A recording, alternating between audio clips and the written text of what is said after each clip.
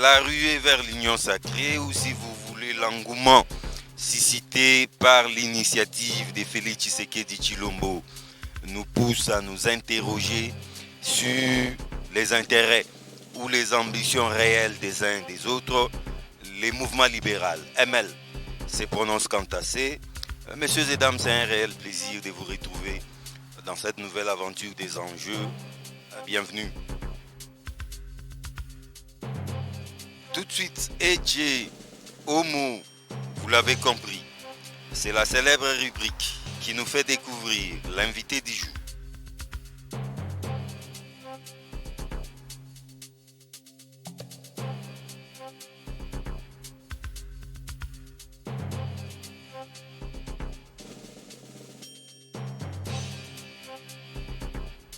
Jean-René Mabouilo. Jean-René Mabouilo est doctorant en philosophie politique à l'Université catholique du Congo. Chercheur en criminologie master à l'Université de Kinshasa. Jean-René Mabouilo est le président national de la Ligue des jeunes du mouvement libéral, ML, parti cher à l'honorable Thomas Lohaka.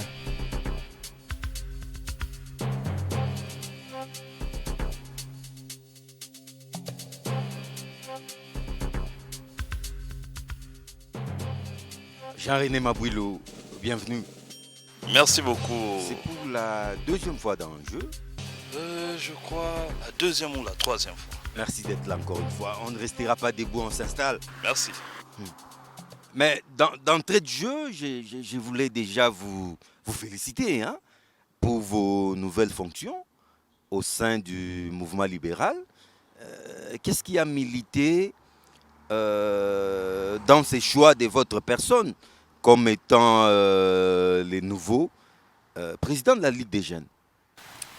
Merci beaucoup pour l'invitation d'abord. Et je tiens aussi à te présenter mes meilleurs voeux. Alors, le choix porté à notre modeste personne peut-être sera justifié ou peut être justifié par celui qui nous a nommés, particulièrement le président national de notre cher parti politique, le mouvement libéral, à la personne de l'honorable Thomas Lohaka Losenjola. Et donc c'est évidemment lui qui peut mieux justifier. À notre niveau, nous sommes tout simplement disposés à rendre service au parti, également à la nation congolaise. Voilà ce que nous pouvons dire en ce qui concerne une nouvelle fonction de président national de la Ligue des jeunes du mouvement libéral. Du mouvement libéral, comment se porte le mouvement libéral? Déjà 6 ans? C'est notre 6e année. Le parti se porte très bien, en très bonne santé. Un parti politique qui a participé pour la première fois aux échéances électorales en 2018 et qui s'en est sorti avec 7 députés nationaux, dont 2 ont été bouffés par la Cour constitutionnelle. Le parti va bien. Nous sommes au sein d'un regroupement politique qui a 9 députés nationaux, l'Action dans l'unité, ADU. Nous avions entamé un grand processus de redynamisation et d'implantation du parti. Aujourd'hui, le parti est presque partout. Nous avions installé les présidents fédéraux dans différentes provinces, le Nord Kivu, le Sud Kivu, dans le Maniema, l'Équateur, Kwango, Kwilu.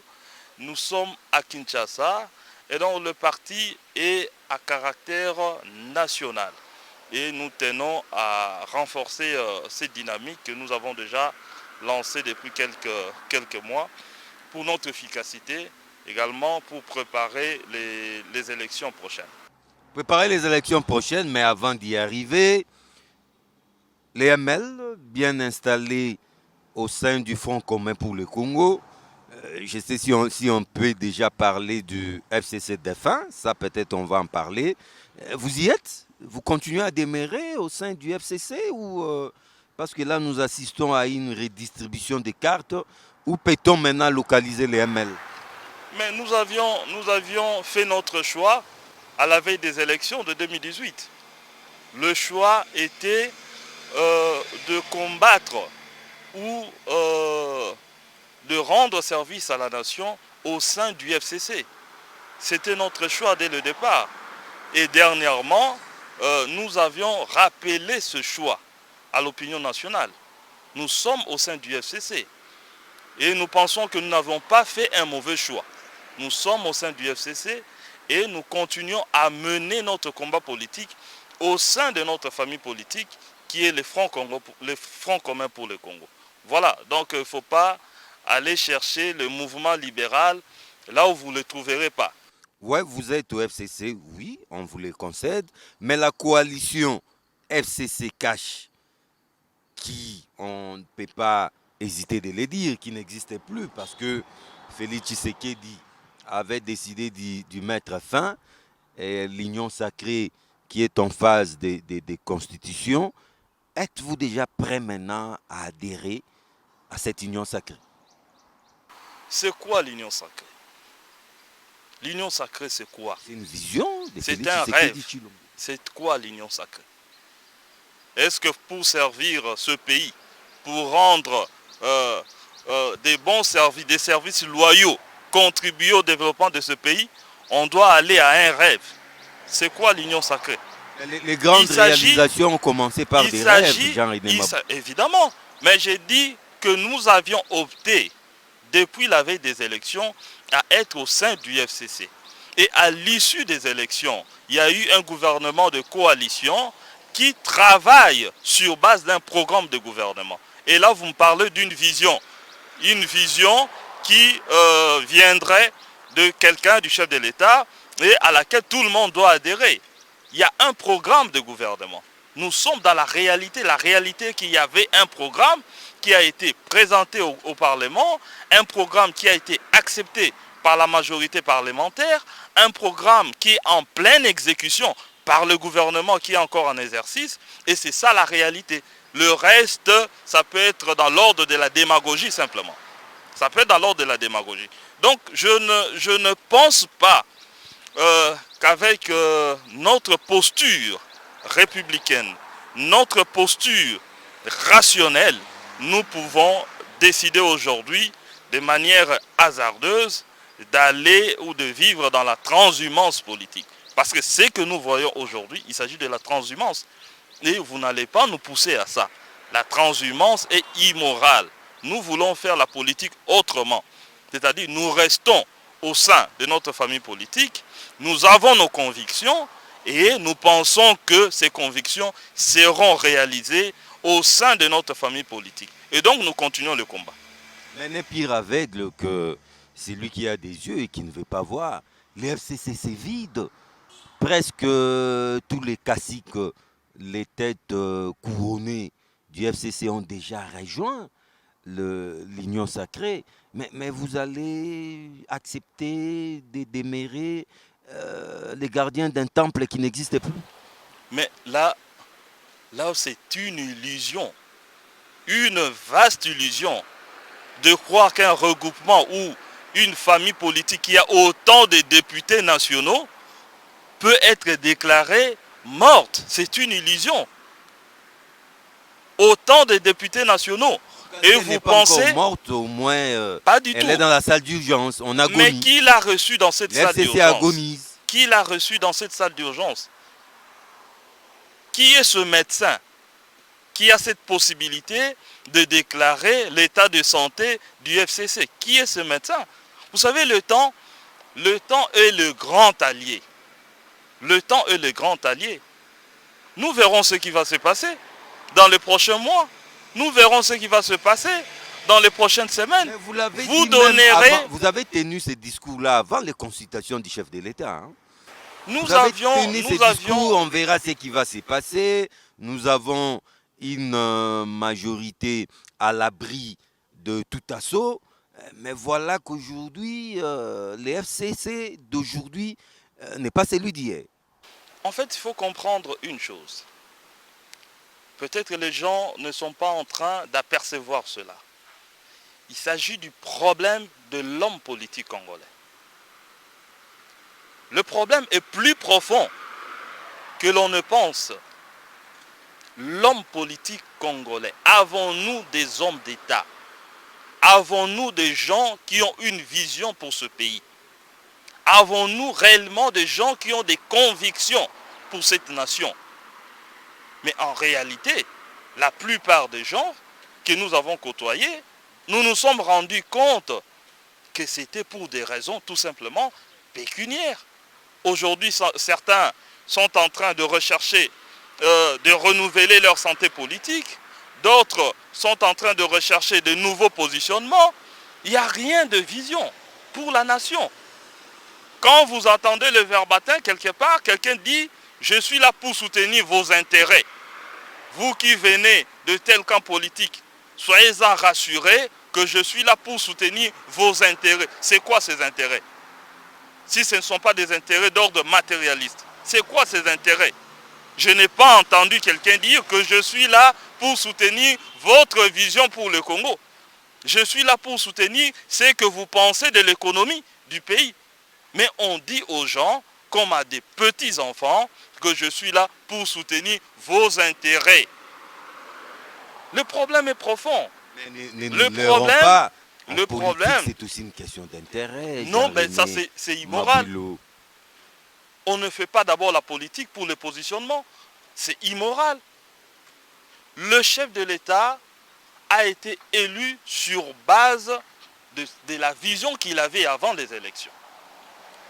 Et nous avons conjugué notre manière de voir. Et on a mis en place un gouvernement pour la stabilité du pays et pour la paix. Mais si vous dites que le FCC m'avait bloqué, en quoi? Nous sommes intellectuels. Il faut qu'on nous donne des exemples concrets. Quelle est cette initiative nouvelle qui a été prise et qui a été bloquée par le FCC? Quelle est cette initiative de construction? Quelle est cette initiative d'élévation de l'économie nationale qui a été bloquée par le FCC? Quelle est cette initiative de démocratisation effective qui a été bloquée par le FCC? Du reste, c'est de la démagogie. Alors là, c'est quand quelqu'un se met dans une posture de victimisation, de bouc émissaire. Aujourd'hui, c'est le FCC. Demain, ça sera les gens d'ensemble.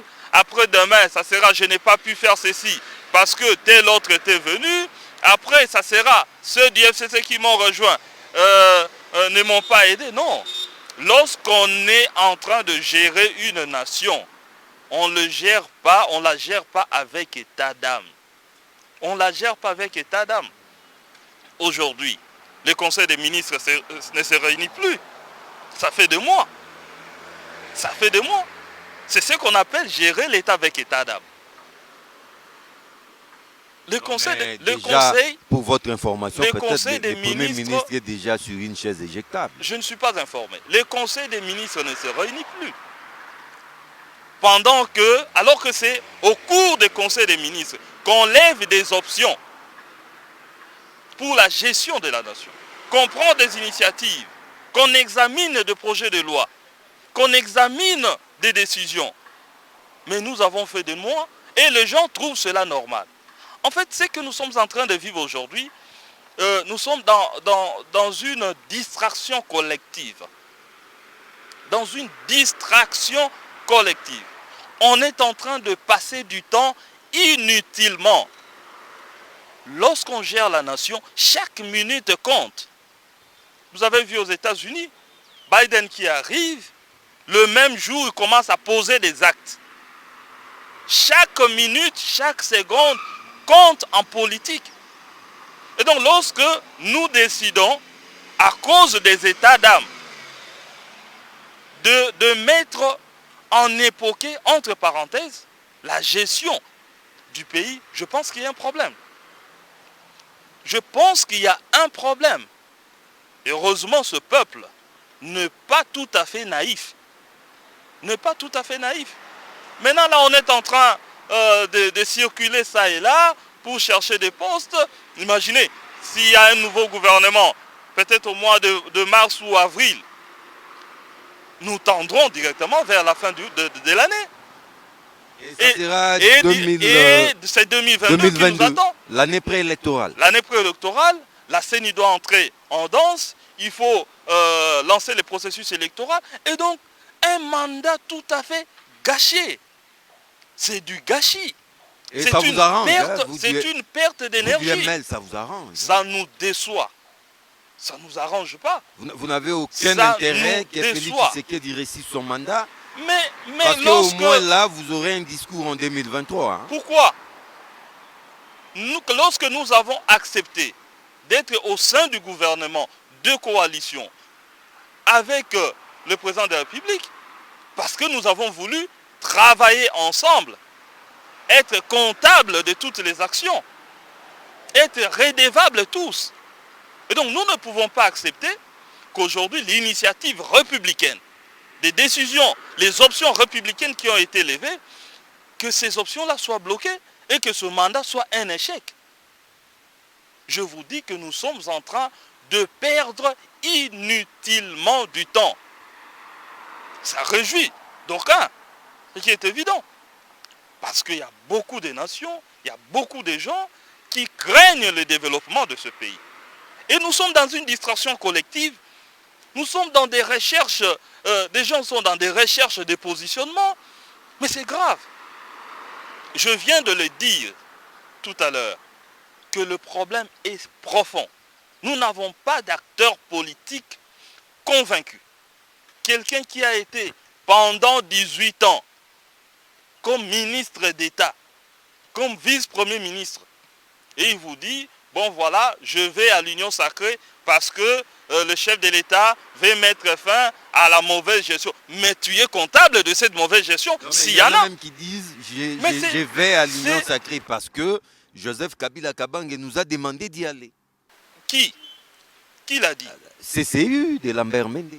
Joseph Kabila le dirait qu'à Mende. Vous ne savez pas des relations qu'entretiennent Mende et Joseph Kabila. Quand Joseph Kabila, il veut donner une orientation à son parti, il le dirait qu'à Mende. Parce que Mende sortirait de la cuisse de Jupiter. Non, attendez. Nous avons une organisation. Ce n'est pas dans ce pays qu'on était en train de dire que Mende n'était qu'autour du mensonge.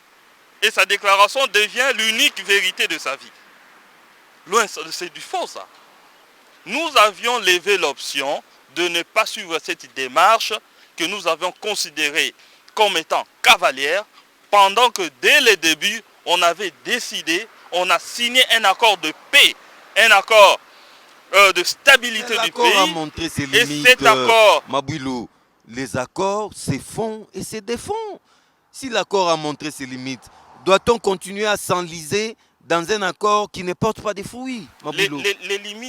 Les limites étaient à quel niveau? Non, mais les pays n'avançaient pas, vous les savez. Les limites étaient à quel niveau? Les alliés s'est regardé en chien de défaillance. Près de 50 conseils des ministres qui ont été tenus, ils ont été présidés par le chef de l'État. Quai des querelles inutiles. Il n'y avait pas de querelles. Il y avait des interpellations sur des violations flagrantes des lois, sur des violations flagrantes de la Constitution. Dans un gouvernement de coalition, il y a des décisions qui doivent être prises de manière consensuelle. C'est comme ça. Et lorsque vous prenez des décisions qui ne sont pas consensuelles et qui se prennent en violation des lois, en violation de la Constitution, il y a un problème. Il y a un problème. Nous sommes restés républicains et nous le resterons. Mais je vous dis que le temps est l'allié. Le temps est le grand allié. Jean-René Mabouilo, qu'est-ce que les ML reprochent fondamentalement à l'Union sacrée? Vous ne voulez pas y adhérer. C'est par conviction, par tétutesse, par loyauté à Joseph Kabila Kabange, qu'est-ce que vous reprochez à l'Union sacrée? Parce que l'engouement que suscite l'initiative n'est plus à démontrer. Non, non. L'Union sacrée, c'est un fourre-tout. Comme était les FCC. Les FCC. Non, je parle ici au niveau du concept. C'est un concept qui est presque vide. C'est un concept qui n'a pas de contenu. Non, il n'y a pas de contenu. Il n'y a pas d'éléments nouveaux. Il n'y a pas d'éléments nouveaux. C'est quoi l'Union sacrée? Vous êtes journaliste. Allez poser des questions. Genre, c'est quoi l'Union sacrée? C'est un sursaut patriotique. Mais les sursauts patriotiques, ça s'appelle autour du chef de l'État pour l'émergence de ces pays. Non, c'est une vaste blague. L'Union sacrée, c'est quoi? Qu'est-ce qu'on ne pouvait pas faire au sein du gouvernement qui serait maintenant fait par l'Union sacrée? L'Union sacrée, c'est un nouvel esprit. Nouvel esprit, c'est quoi? Une nouvelle gouvernance. Ah, vous voyez maintenant que nous sommes en train d'errer. Nous sommes en train d'errer. Nous sommes en train de voler dans le vide. J'adhère à l'Union. Vous adhérez à quoi? Vous adhérez à quoi? C'est ridicule. Alors vous attendiez c'est ridicule. Que les choses se précisent. Il y a qu'on ne soit pas étonné ou surpris de voir 1-2 mois après les ML, les mouvements libéraux, rejoindre l'Union sacrée. Je parlais au début de notre... juste une question de temps. Je parlais au début de notre parti politique. Nous avons une posture républicaine, une posture rationnelle, et nous pensons que nous pouvons faire la politique autrement. Une posture irréaliste. Mais comment vous pouvez, lorsque nous montrons à la jeunesse congolaise, lorsque nous montrons aux gens que dans ce pays peut y avoir des gens qui ont des convictions et des gens qui sont constants. Une fois les MCC, version originelle, devient minorisé, les ML est aujourd'hui prêt de balancer dans l'opposition. Minorisé comment? Par qui? Au niveau de l'Assemblée nationale. Mais on verra. Parce que je vous dis l'informateur Bahati fait déjà son travail. Oui. Et il est très enthousiasmé et il nous promet des résultats d'ici peu.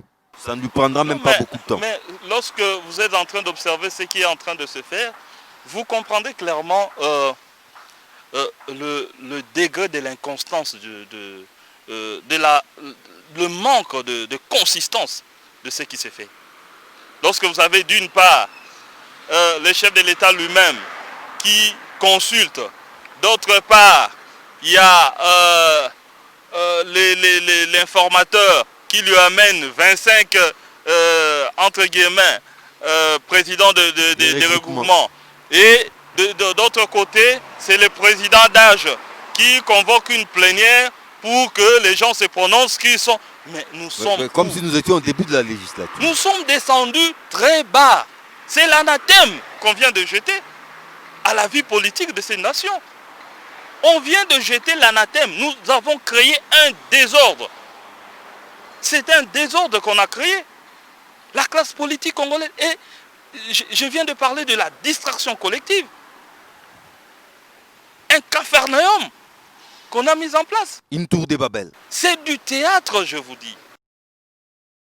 Nous sommes convaincus que dans ce désordre-là, nous n'irons pas. Et je l'ai dit encore, que nous sommes... C'est par conviction ou c'est par mauvaise foi? Parce que nous avons... Tout Congolais qui aime ces pays, je crois que ne peut que répondre favorablement à cet appel de Félix Tshisekedi. Sans être journaliste, vous préférez rester dans votre coin. J'ai posé la question, c'est quoi l'union sacrée?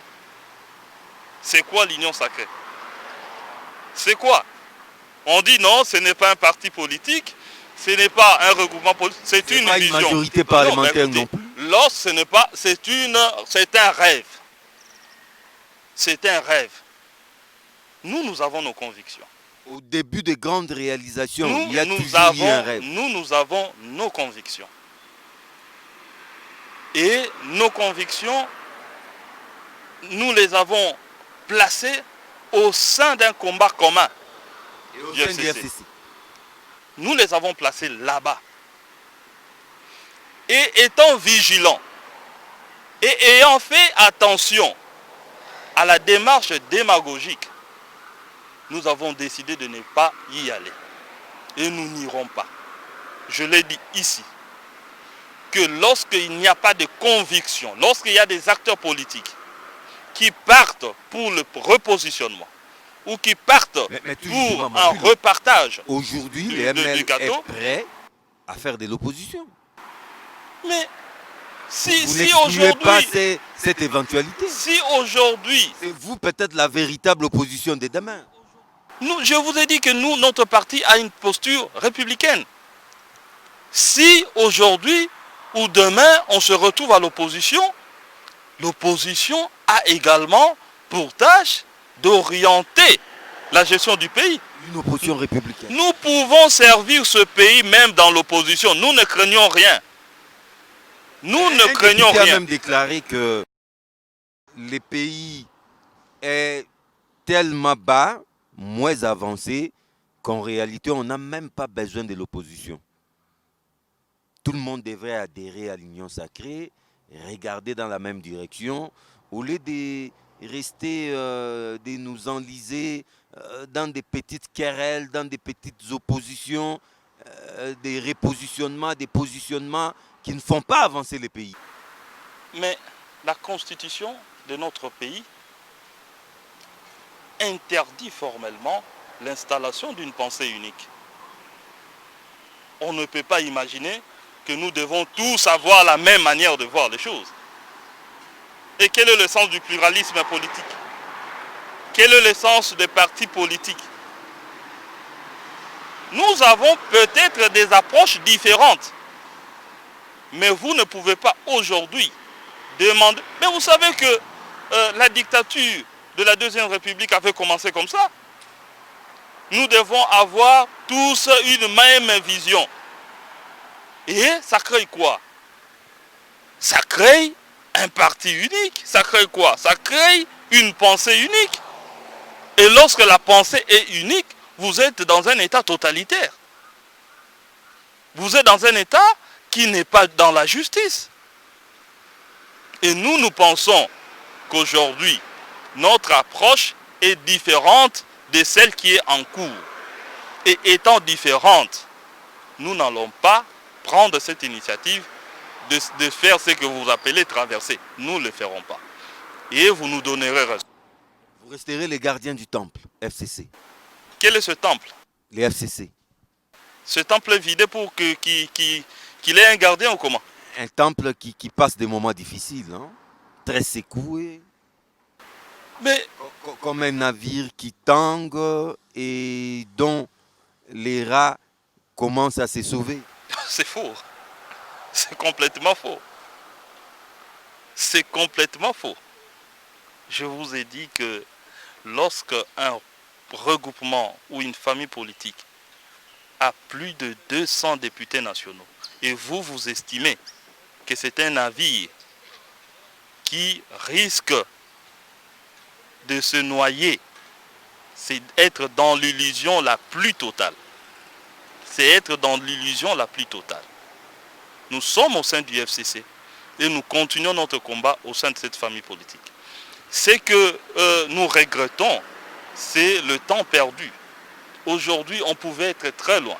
Et nous, c'est du temps perdu. Et nous avons raté ce nouveau paradigme dans l'histoire politique du pays, c'est de co-diriger avec une famille politique qui a la majorité et de montrer à la face du monde qu'on peut diriger dans la sérénité et dans le respect des textes. Nous avons raté ce paradigme. Nous avons raté ce paradigme. Et la logique de la démarche qui est entreprise aujourd'hui, c'est de nous bloquer à un certain endroit pour qu'il y ait encore des convocations de dialogue et nous tournerons en rond. On avait pris l'élan, on devrait y aller. Je vous dis qu'il fallait faire des analyses approfondies. Lorsqu'on vous dit que le FCC avait bloqué telle chose, il faut démontrer. On prend le pouvoir pour développer le pays. lorsqu'on a pris les initiatives de lancer des grands projets, les projets 100 jours, qui avaient bloqué? Tous les conseils des ministres présidés par le chef de l'État, qui a bloqué qui? C'est pour cela que je viens de dire que ce qui s'est passé de l'autre côté, c'est la logique de la victimisation, du bouc émissaire, mais le temps nous donnera raison dans quelques semaines. Nous restons sereins, nous sommes confiants en nous-mêmes et nous savons que dans quelques jours, nous sommes ici dans ce pays, dans quelques jours, le peuple congolais verra la vérité et comprendra qui est en train de le tromper. Le peuple comprendra qui est en train de le retarder. Le peuple comprendra à qui faire confiance dans les prochaines échéances électorales. Jean-René Mabouilou, en tant que républicain, en tant que patriote, les vins tirés, il faut les boire, quel crédit allez-vous accorder à cette union sacrée qui, visiblement, voit les jours, est en train de s'enraciner? L'union sacrée se base sur ce qui est immoral. La transhumance. L'union sacrée se base sur le partage du pouvoir. L'union sacrée se base sur le repositionnement. Nous avons entendu dans ce pays certains députés nationaux dire qu'on nous a promis des véhicules. Nous l'avons entendu dans ce pays. Et quel est ce soubassement rationnel, ce soubassement patriotique qui orienterait cette union sacrée? Donc le fondement de cette initiative est biaisé. Et lorsque le fondement est biaisé, la suite sera de ténèbres. La suite sera le noir. Vous n'accordez aucune chance à l'union sacrée. Je viens de parler de fondement. Les fondamentaux sont biaisés. C'est du vide. Lorsqu'on est élu, on a un programme qui est exécuté par un gouvernement. Un programme. Nous devons faire l'évaluation du programme qui a été présenté. Et le blocage s'est trouvé à quel niveau? Et qui n'avait pas pris l'initiative? Et qui avait bloqué l'exécution du programme? Mais lorsqu'on ne fait pas des analyses approfondies, on est dans la politique politicienne, on est dans les sentimentalismes le plus parfait, et on se blague du peuple pour lui dire, bon voilà, j'ai été bloqué, maintenant j'ai une autre vision, en plein mandat, je change de vision, voilà, cette vision nécessite une union sacrée, c'est pour cela que j'ai parlé du vide. C'est l'adhésion de tous les Congolais. Écoutez, j'ai parlé du vide. Nous sommes des écrivains. Le concept en soi est vide. Le concept en soi est vide. Lorsque vous voyez un député, non, moi j'adhère à l'union sacrée. Pendant que toi, en tant que député, tu as tout le pouvoir d'interpeller le gouvernement, de poser des questions. J'adhère à l'union sacrée. Il y a un grand problème, je l'ai dit tantôt, un grand problème de conviction, de vision. L'acteur politique congolais est aujourd'hui remis en question. Ou l'homme congolais. Nous donnons quelle image? Nous donnons quelle image à d'autres États? Nous donnons quelle image? Donc vous pouvez être dans un groupe politique pendant plus de 10 ans et un bon matin vous vous réveillez, vous dites non, non, je traverse parce qu'il y a eu une nouvelle vision là-bas. C'est du théâtre, monsieur. C'est du théâtre. Je pense que il est temps que nous interpellions les acteurs politiques pour que nos actions se basent sur des vraies convictions, pour que nos actions se basent sur la recherche du bien-être du Congolais. Et cette recherche du bien-être congolais nécessite évidemment le pluralisme dans des approches, mais il faut respecter les accords lorsqu'on décide dès le début de la mandature. Ces accords ne produisent aucun résultat. Mais Mabouilou, on ne signe pas des accords à vie. Si ça ne marche pas, il est de bonne loi, de même qu'on y avait accédé librement, on peut y sortir librement aussi. Mais lorsque cet accord a été signé, il y avait un cadre d'évaluation. Vous savez, lorsque vous êtes un acteur politique et que vous n'avez pas cette capacité de respecter les accords que vous pouvez signer, c'est grave. Lorsque vous êtes incapable de respecter le mot que vous prononcez, c'est regrettable. La politique est aussi faite de ça. Des accords dans des situations particulières,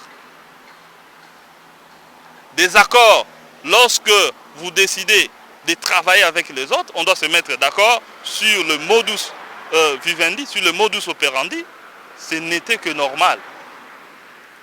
Mais si après quelques mois, sans une analyse approfondie, sans un réexamen à l'interne, de manière cavalière, vous décidez de faire autre chose, c'est une approche qui anéantit l'image de ce pays. Et nous espérons que le peuple est en train de constater ce qui se passe et le peuple doit comprendre que ce n'est plus le temps des démagogies. Nous avons passé du temps à cause des démagogies, à cause des promesses fallacieuses. On a passé du temps. Il faut travailler. Ce n'est pas après 2 ans, plus de 2 ans, qu'on se réveille pour dire, bon voilà, oui, justement pour il commencer faut à travailler On ne travaille pas après 2 ans. Parce que le FCC, c'était en réalité une sorte d'épine dans les pieds de Félix Tshisekedi Tshilombo, qui sera seul responsable devant les souverains primaires en 2023. C'est le gouvernement. Une épine dans ses pieds. Pas du tout. Pas du tout. Aujourd'hui qu'il s'en est débarrassé, loin s'en faut. Espérons que les choses iront bien. Loin s'en faut. Alors, j'entrerai peut-être pas dans ça. Lorsqu'il décide de se débarrasser du FCC, disons, du contenant, en prenant le contenu, qu'est-ce qu'il a fait? Vous décidez de vous débarrasser d'une bouteille de bière en prenant la bière. C'est incohérent. C'est tout à fait incohérent. Cette bière va de nouveau être fermentée. C'est tout à fait incohérent. C'est tout à fait incohérent. Une nouvelle bière. Vous dites, bon voilà, moi, je ne vais plus du FCC, mais j'accepte que tous du FCC ou ceux qui viennent. Mais écoutez, on fait quoi? On fait quoi? Lorsque vous déclarez que ces gens-là ne m'ont pas aidé, en même temps vous dites, bon, venez, je vous accepte, venons travailler. Mais c'est quoi? On les appelle les transfuges du FCC. Mais c'est quoi? C'est pour cela que je dis que nous sommes dans une théâtralisation de la vie politique congolaise. Ce n'est pas qu'il y a eu une nouvelle classe politique qui est mise en place. Vous abandonnez les contenants, vous prenez les contenus. Jean-René Magoulou, nous allons terminer peut-être avec ça dans notre conclusion, parce que nous atterrissons déjà. Mais vous évoluez dans les milieux universitaires. Deuxième vague Covid-19, il y a une série de nouvelles mesures, entre autres les couvre-feux, les universités, les écoles sont fermées. Mais pendant ces temps, nos bars, nos boîtes de nuit, nos églises, nos marchés, la vie continue comme s'il n'y avait pas Covid. Estimez-vous qu'il y a eu des poids de mesures? Je ne suis pas de l'équipe de riposte, mais je me soumets aux orientations. Ce sont des experts. Ils ont estimé qu'il y avait beaucoup de cas de contamination. Et les étudiants se plaignent. La tension monte aussi. Ils ont estimé qu'il fallait fermer les écoles et les universités pour réduire le taux de contamination. Je pense qu'il y a des arguments rationnels qui sous-tendent ces différentes décisions. Les responsables des gens de renom qui ont orienté ces décisions ne peuvent pas décider de le faire théâtralement. Pas du tout. Je pense qu'il y a un soubassement.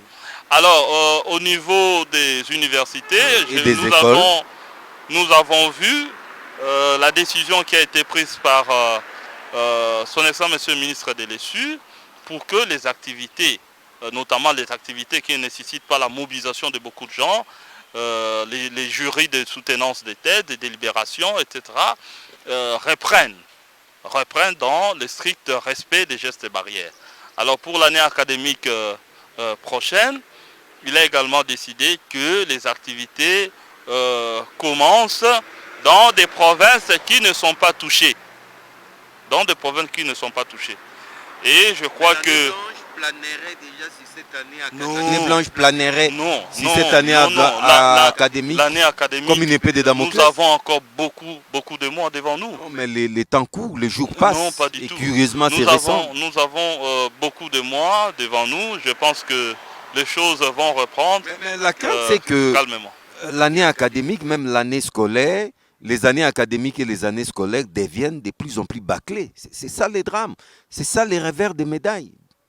Je ne sais pas si c'est bâclé, mais je pense qu'il y a eu des conditions évidentes qui ont fait qu'à un certain moment, que le déroulement des activités scolaires académiques soit mis entre parenthèses.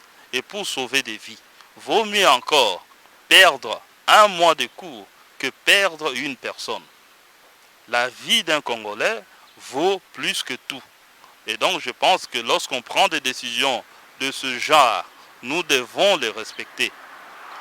Et c'est aussi une manière de faire un appel à mes compatriotes de continuer de poursuivre, à respecter les mesures barrières pour qu'ensemble nous puissions endiguer cette pandémie mortelle de coronavirus.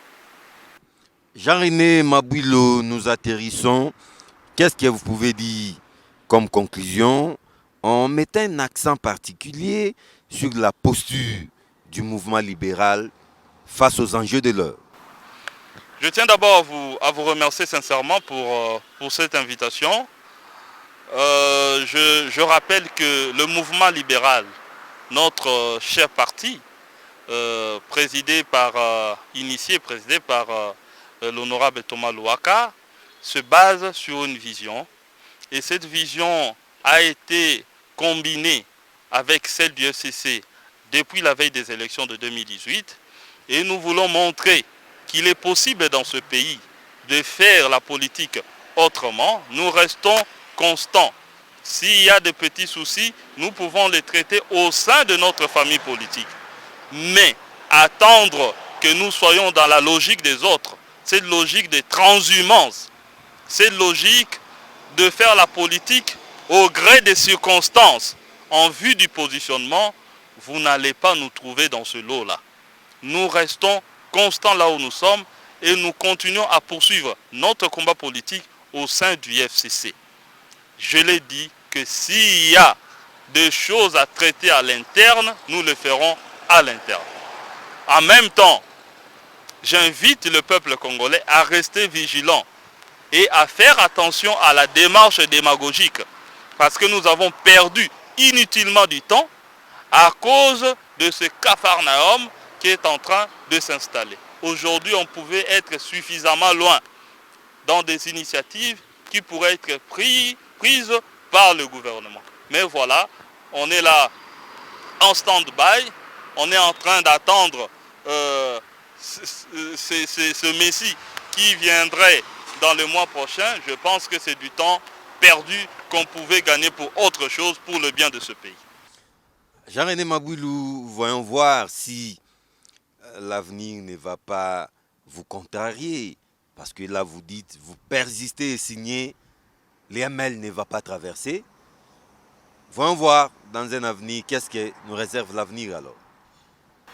L'avenir appartient à la nature, l'avenir appartient à Dieu, mais notre comportement le détermine. Jean-René Mabouilo, merci beaucoup. C'est moi qui vous remercie.